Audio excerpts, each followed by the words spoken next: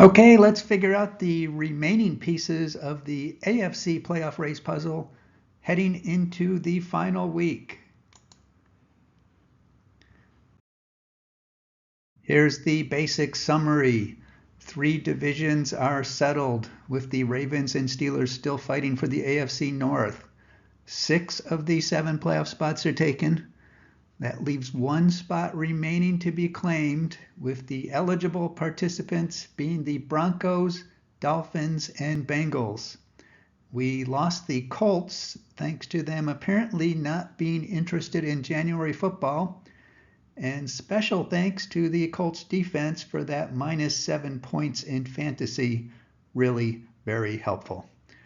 Anyway, we have 2 mysteries to solve. We'll tackle the easy one first.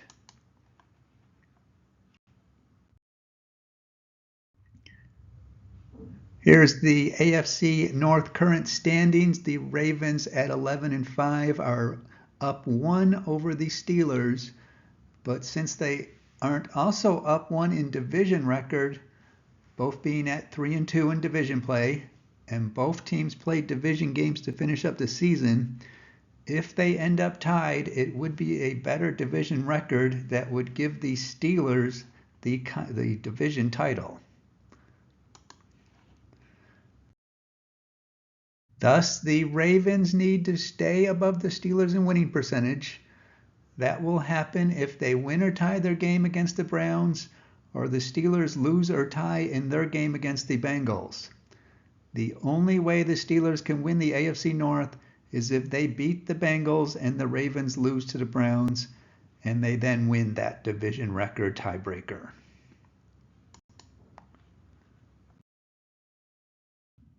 If you enjoy these types of geeky discussions, likes and subscribes are appreciated, and you can support this obsession through Buy Me a Coffee under Playoff Computer. Moving on to the Mile High saga, the Denver Broncos have lost 2 in a row to keep their fans on the edge of their seats. They sit at 9-7, 1 game in front of both the Dolphins and Bengals. Keep in mind, their conference record is 5-6. We'll need that knowledge in a minute.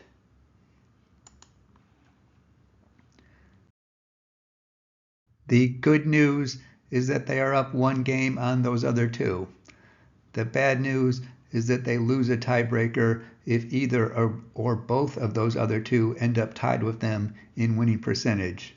So they need to stay above both the Dolphins and Bengals in win-loss record. They will do that with either a win or tie against the Chiefs. Keep in mind the Chiefs have nothing to play for in Week 18, so I'm guessing we don't see a full game of Mahomes and Kelsey and company. Otherwise, they need both the Dolphins and Bengals to do anything except win. So if they don't win or tie in their game, they would need the Jets to beat or tie the Dolphins as well as the Steelers to beat or tie the Bengals. Looks like the Bengals game is Saturday, while the Dolphins game is at the same time on Sunday as the Broncos. That brings us to the Dolphins. They are in slightly better shape than the Bengals. They go to the playoffs with a win over the Jets and a Broncos loss.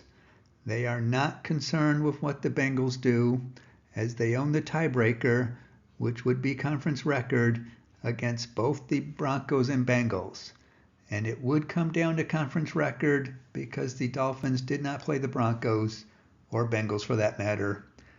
They would end up with a 7-5 conference record, whereas the Broncos would be 5-7, and the best the Bengals can do is 6-6.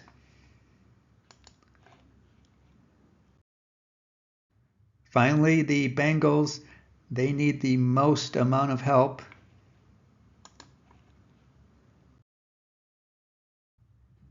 They need to beat the Steelers and have the Broncos lose to the Chiefs and have the Dolphins lose or tie against the Jets, because as mentioned, if the Dolphins are in the tie party with the Broncos, they win based on the conference record tiebreaker.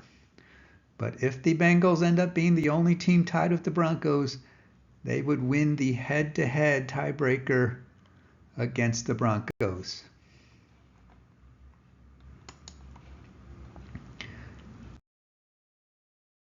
That is the story in the AFC. If you want to do geeky analysis on your own leagues, whether fantasy or not, check out the Playoff Computer app on the Play Store. And if you follow Premier League, I keep track of the drama there as well.